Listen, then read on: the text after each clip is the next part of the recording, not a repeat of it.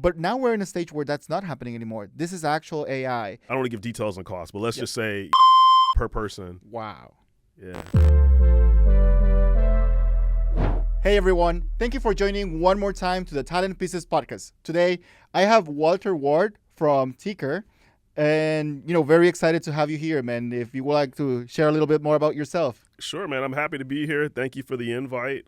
Super excited to be part of this conversation. A little bit about me personally, and then Tiicker. So I describe myself as a transformer and an accelerator. And I've always found myself somewhere in the intersection of strategy, innovation, and financial services. So, and the way that's played out over my career, I was a banker for many years with J.P. Morgan. I got my MBA focused with a little bit in alternative finance from the Emory University in Atlanta, Georgia. Let's go ATL. Yes, right. My MBA from there. And spent some time as a consultant. Building strategy and gaming scenarios for executives in financial services. Done some strategy work, some program project management when it comes to financial and technology projects. And long story short, I started a company called the Mobile Business School.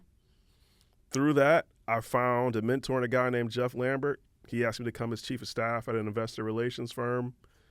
We went and bought up a bunch of smaller investor relations firms, and then we launched something called Tiicker. And Tiicker initially was almost like a product set of Lambert. And Tiicker essentially is the world's only platform that's dedicated to making retail investors feel like they're owners of companies. Okay. And we do that via perks and rewards. So essentially, like a real perk on our platform right now is if you own Whirlpool stock, you get access to their employee store, which could be up to 50% off of, all their products and services. Or you can imagine a world where, maybe if you own Nike stock, right, maybe you get some sort of discount on Nike shoes or access to early releases, that kind of thing. But that's what Tiicker is at a high level and how I got there. That's very fascinating. And you always think about, hey, if I am buying stock, if I want to, build my portfolio by in the stock market, do I really own it? Like, do I really get a benefit beyond if valuation goes up? Of course, I'm making money, but what else is in there for me? And I think that's the problem that Tiicker is solving in terms of providing that visibility. And when you think about the future of investing is social, right? And that was proven out in 2020. The meme stock era. Oh, yeah. And that's just the beginning. But the future of investing is social. The future of companies engaging with their shareholders is about fandom. So right. Tiicker really is built around the concept that the future investors are actually fans of the brands. A few weeks ago, we had the highest volume of retail investor trading volume on the markets. Got up to almost 50% of the market was retail investors. Been about 2 months ago now. What's powerful about that is that cohort of retail investors was moving in a different direction than institutional and professional investors. And because of that, companies need to know how to engage with them and know who these retail investors are and be able to, market to them and communicate to them in a way that these investors want to be communicated with. And Tiicker specializes in helping companies do that and just kind of brokering that relationship between the two sides. Yeah, I love what you were saying on how the investors can become really your fan base. And I think in brands like Tesla, whether you like it or you hate it, but everyone is talking about it. And if you're an investor, it's people that is very, very devoted to the brand, that firmly believes that it's not just I'm going to make money from this stock, but I'm really putting a lot of benefits into the future of everything that they're trying to build. 100%, man. Without nerding out too much on it, usually companies have two types of shareholders. There's institutions like the BlackRocks of the world, and then there are retail investors like you and I. Right. And for most companies, the percentage of retail investors is around 25%. And for some brands, it's really high. It can be, 40, almost 50%. And what we're finding is that those brands that have high consumer appeal, or they have some sort of rock star CEO or some other cultural aspect to them, they have these high concentrations of retail investors. And what's odd is that the way that the market is set up today is like 99% of companies have no idea who those individuals are. Huh. Interesting. And that's where we come in. Visibility, but and the reason that that's the case is because most people, they buy stock in their, Robinhood account or some other brokerage. So from the perspective of the company, they just know somebody with that name and that address at some point this year owned some stock. right? What we do is we verify that a person is an actual shareholder, and we know all sorts of other demographic data. We know if they're married, where they live, how many kids they have, even if they have a cat or a dog, or what their interests are. And we're able to use that information, create shareholder profiles, and say to a company, hey, I know exactly who your retail shareholders are, and you need to be communicating with them this way. They like this kind of an offer. And by the way, they hold these other stocks, these other brands. So maybe there's a potential for collaboration because of X, Y, and Z, all sorts of things that come out of that. That's very valuable, because then it's a two-way solution where you are providing benefits and visibility about what are those benefits to, hey, regular users like you and me, but also to the enterprise on, hey, data is king. Yes. Especially in this world, and even part of the conversation that we're going to have today, which is very related to AI, it's how those data points are very relevant to building those LLM models, right? 100%. Okay.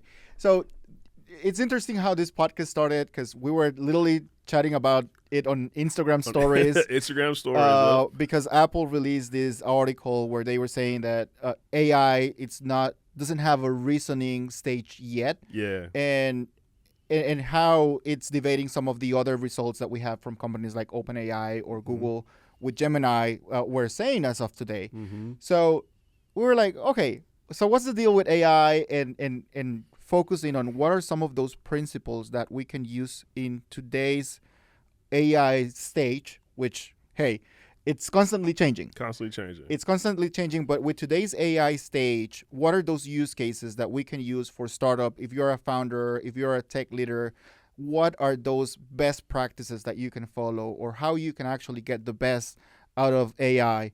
So tell me a little bit more about, what Tiicker is using in terms of AI. You were just, before we get started with this, you were telling me, hey, we're doing some AI initiatives that we released recently. So if you want to talk a little bit more about that. Yeah, so one of the biggest ways we're using AI at Tiicker is through our product. So the way that our product works is that a user, they come to Tiicker.com with two eyes, or they download the app, they create an account, and then they connect their brokerage account.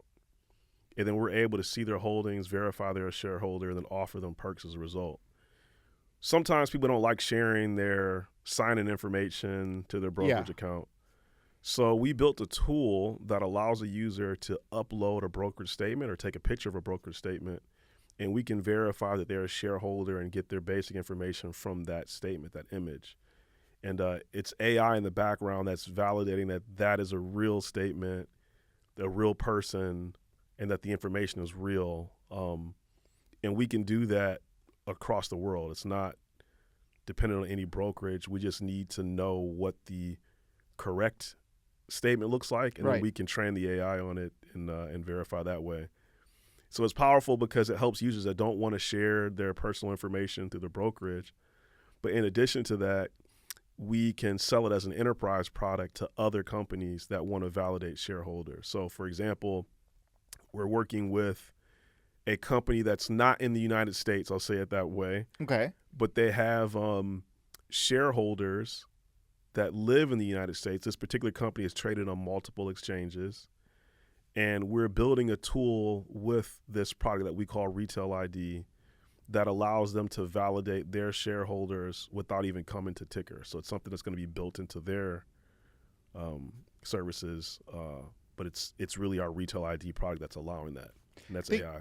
Think about because the core of this then becomes identity verification, right? Like, I want to Yes. make sure that you are who you say you are Yep. and that you own what you say you own. Yes. Um, and this used to be, 20 years ago, a manual process. 10 years ago, it still requires some level of technology, uh, and kind of scan it, and they used to Somebody's call gotta, it like yeah. artificial AI back then. Yep. But from some companies that I had as clients, not in Puzzle but before, in a different job, it it was really someone else, like Behind the scenes. behind the Yeah. scenes, reviewing the picture and saying this is actually Yes. legit. Yeah. But now we're in a stage where that's not happening anymore. This is actual AI, Actual AI. and this is helping from a perspective not just improving the experience for your customers, but also saving you guys time and resources in terms of how long and how much it will cost to get there.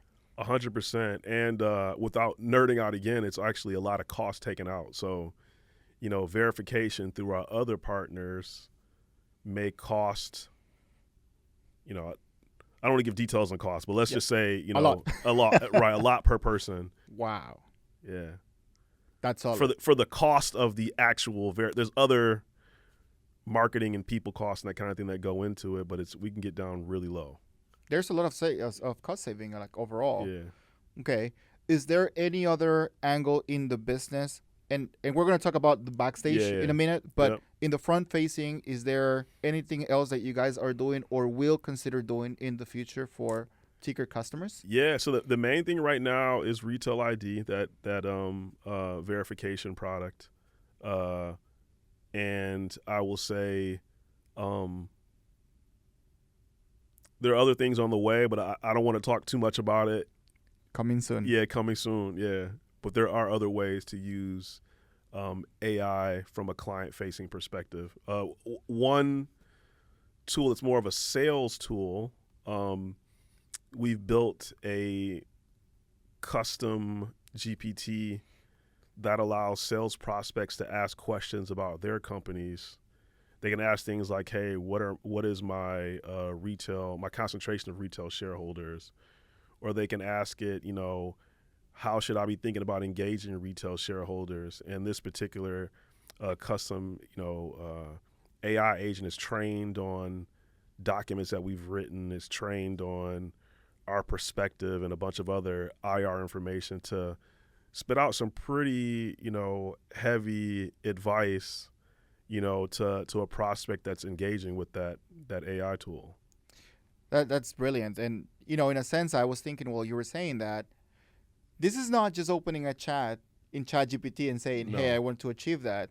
There is a huge investment in time and resources beyond just this is a tool that will help enhance my customer's experience, but it still requires some significant development time, which will bring me to the second part of what the conversation around AI is.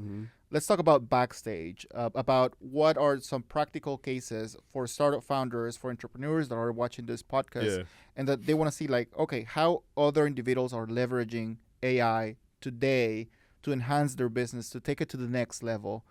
And I want to divide that section in two different parts. Okay. Let's talk about the executive strategic part of it, and then let's talk about what are my, like, the talent and the resources, say people that is in the front line using it, which is very different. Yes. It look and feels very different. Yep. So let's start on the executive side. Oh, this is the fun side. So personally, I'm a fan of custom GPTs. Okay. So there's two that I've created that I use constantly. His name is Maximus.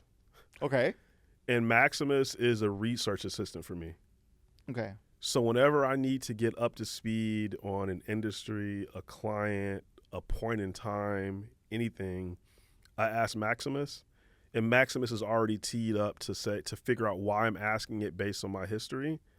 And it knows my history from what I'm doing with Tiicker to my professional history, and it tries to extrapolate why I'm asking it to help me get up to speed. So I love Maximus. But there's Coach, is my second custom GPT. And Coach is literally my executive coach. Okay. So I engage with Coach every day, and Coach is he's set up to be, essentially myself 15 years from now. Like Okay. if I'm successful in what I'm endeavoring to do, Coach is set up to be me 15 years from now after that success. So he's advising me based on what I'm trying to do, and he's able to drill down to like what my day-to-day activity should be. Okay. So Coach is tremendously powerful. And once I realized, man, that I could do that and use the tool in that way for executive development, I love it. He's like a strategy partner. He's Coach is that deal. Coach is that deal. Wow. Yeah. I'll copy paste on the coach idea. I think that's very good. I think I started my custom GPTs because I think that's where I've been also investing a lot of the time. Yep. Especially on the content creation side. Even like for this podcast, it's like, hey, I need a structure for my podcast. I need what are the topics relevant to my conversation with Walter that we can discuss and make it very relevant for our audience. So, and it doesn't just bring my, hey, this is what other people building podcasts is doing, but it also brings on every single recording that you have shared with me. Yes. I have learned your tone and the concept behind this podcast. So you should be asking a middle ground between two, what they know about you and you have shared, which ask them for a memory update. Very relevant. Yeah. Make a memory update. So once they have made a memory update, they kind of put a marriage on what's the sweet spot under the middle angle between what you have done and what you want to achieve. And hey, this is it. Now, that also brings me to what Coach is doing for you, what my podcast advisor is doing for me, is there's still some critical thinking. There's still something that AI cannot replace today. Yeah. Aside from the fact that VO3 can, in the future, maybe replace us talking, but there's even that is scripted, right? Yeah. And the authenticity from an actual human conversation, personally, I feel it still cannot be replaced. But also the decision making. Coach will not be able to tell you how to address your board, how to address your customers in specific scenarios that you're living today. Yeah. Anything that you want to share on that today? Yeah. So, my approach to solving problems generally is that there's only 3 types of problems. And my belief is that there's 3 types of problems that have ever existed. Okay. Problem 1 is a simple problem. And simple problems can be solved programmatically. Hey, someone forgets their password. Click a link, happens all the time. It sends them, the workflow to help them reset their password. And most problems that we encounter every day are simple problems like that can be solved programmatically. AI, any type of automation serves that well. And workflows, AI agents. Workflows, agents, easy, right? The second type of problem is a complex problem. And usually a complex problem is a combination of a bunch of simple problems. And complex problems can also be solved programmatically to a degree, but it takes a person behind it with some level of expertise. Okay. So that is, hey, a system crashes. If anyone's ever used those AI development tools, they're not really good. Once a bug comes up, they're not really good unless there's some person behind it that has some understanding of database and front end and all that kind of stuff, right? So complex problems we see less often. It takes someone with expertise with maybe AI to help solve. The third type of problem is the blue ocean problem. It's something that's never been seen before. It is industry disruption. It's something unique that a competitor is doing. It's something that requires projection into the future, inference from experience that you've had, inspiration you got from some, TV show that you watched, along with personal style and approach and just experience reps seeing things to solve. And AI can't get there, and that's what that Apple article was really getting at. It takes human reasoning, human thought, human creativity the art to go along with the science Yeah. to solve those types of problems. In simple words, is my gut is telling me this is where Yes. where we're supposed to be heading, and I don't feel AI has a gut from telling me. I don't know, that doesn't feel right. Doesn't feel right. Yeah.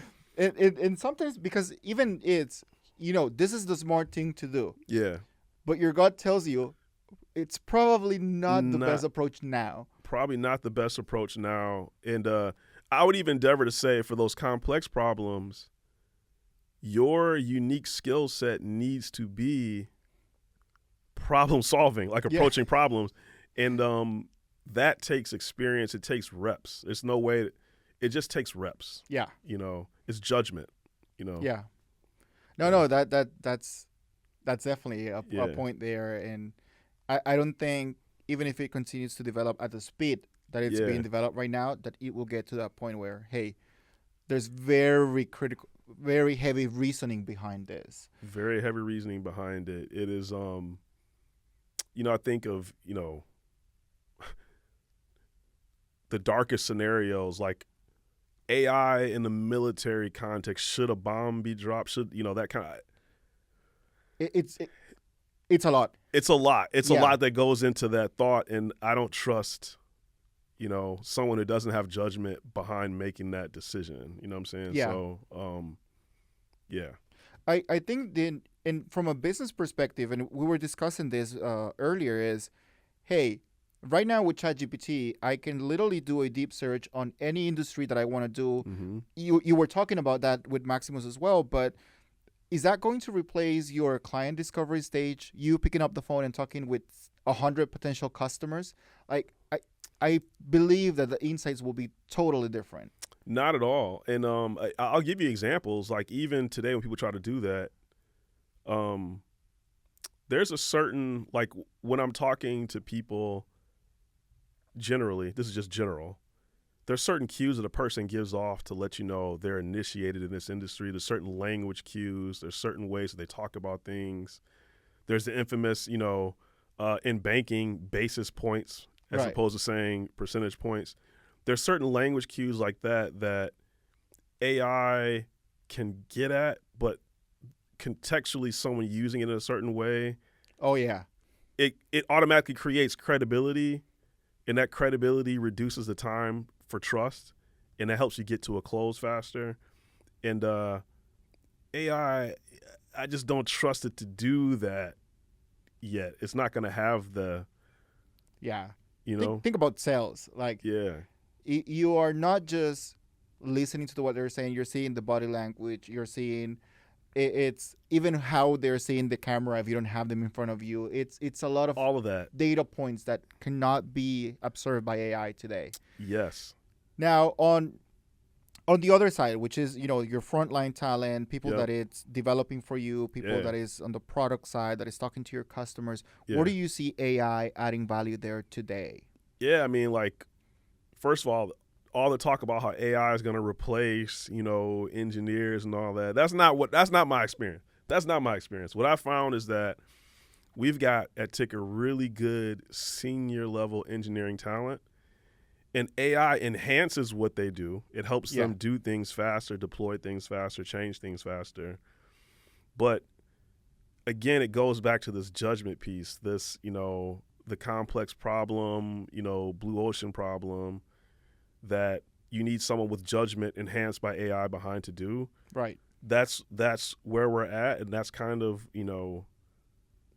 what I see. It's hard for me to I know everyone's talking about, it's hard for me to imagine a day where AI replaces like all engineers. Yeah. Like that, I just don't see that. Yeah. Some of my engineers were making fun of this, like, it will replace us the day that AI understand what the client wants. I don't know about that. But some of the things that I also learned recently on or what's the strategy that we're following the puzzle side is there. Just like we have before talk about data governance or policies that will help us drive the business, now we should be talking about AI governance, right? Yeah. From, hey, what is the coding assistant that you're going to be using? Yeah. if one of our guys is using Cursor, the other one is using Windsurf, the other one is using GitHub Copilot, we're probably not going to drive in the same direction. Yes. So creating kind of a standardized operational procedure focused on AI, it's going to be very, very relevant.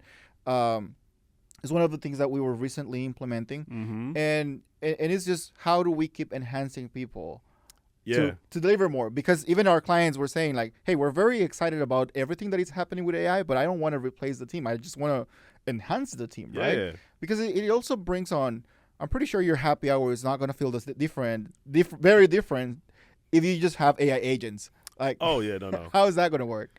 I imagine, I'm old enough. I was really young during the .com bubble, but I remember it. And people thought that the internet was going to somehow like disrupt. There weren't going to be stores anymore. Yeah. And the reality is there's actually a combining of both worlds. When you go into the Apple store, it's actually a combination of what's happening digitally with the point of sale thing in their hand and what's happening in the environment. And I see that for AI, it'll be humans that are really good at what they do, that are enhanced by AI. And what'll happen is people that are really good will become just that much more excellent. And people that maybe don't have, initiative or whatnot, maybe, disrupted out of market, right? Yeah. But I think the best of us will just become better with AI. Absolutely. 100% agree. What will be your one advice to entrepreneurs looking for two different things? Bringing new talent into your company. Yep. How does that talent should look and feel? Yep. And the second is, how should we be thinking and feeling about AI in our day-to-day business operation? Yeah. I would say when it comes to bringing talent in, I'm a firm believer. I want people that are students of what they do. Right. You know what I mean? So I want someone to be passionate about learning AI. Even if you're in sales, you should be learning about AI. Even if you're a product person, you should be figuring out how does AI enhance, designing UX, UI. Same for engineering. I just want people that are curious in general. And then I want people that have a great work ethic, so, I don't have to worry about if they're lying to me or if they're doing what they say they're going to do. I want to know that I've got good people that are students of whatever they're doing, great work ethic, and people that want to win. So people that are not happy with being the standard. They want to be the best in what they do. Want to be winners. They want to be winners, right? Yeah. Yeah. So I mean that's my advice for choosing talent. I would say any entrepreneur, particularly if you're beyond the solopreneur stage, but you're not quite at the major marker where the team is really important even for raising money. Right. You need to be out front. You need to be talking to people. People, use your personality, whatever your thing is, to bring people into your orbit. Even if you can't hire them today, you need to know who they are, who you would bring on for certain roles. Keep them on your radar. Yeah. Yes, keep them on your radar. That would be my advice there. And what was the B part of the? The B part is what will be your advice in terms of implementing AI into your organization? Yeah, so I think it first starts with yourself. So if you're someone who isn't a consumer of AI, it's going to be hard for you to imagine where AI can be deployed in the organization. So start with yourself, figure out, the podcasts, the Instagram accounts, the newsletters, the websites that you want to go to on a daily basis to get information about what's happening in the world of AI. And then start playing around, go on the Pixacs of the world, go to the lovable.devs of the world and just play around, learn how AI is working. Of course, use ChatGPT, and that's, table stakes, but use some of these other tools that allow you to kind of extrapolate what's possible. And then in your conversations with your team, talk about AI. Ask them how do you think AI could help make this process better? Right. Or if you're really lucky, like I'm blessed to have senior engineers that come to me and say, hey, I think we can use AI in this way. But that would be my advice to how to deploy it in the organization. Oh, that's awesome. Yeah. So Walter, thank you very much for making the time to be in here today. Thank you. Very excited about today's conversation. Appreciate that. Thank you. Thank you, everyone. Thank you, everyone.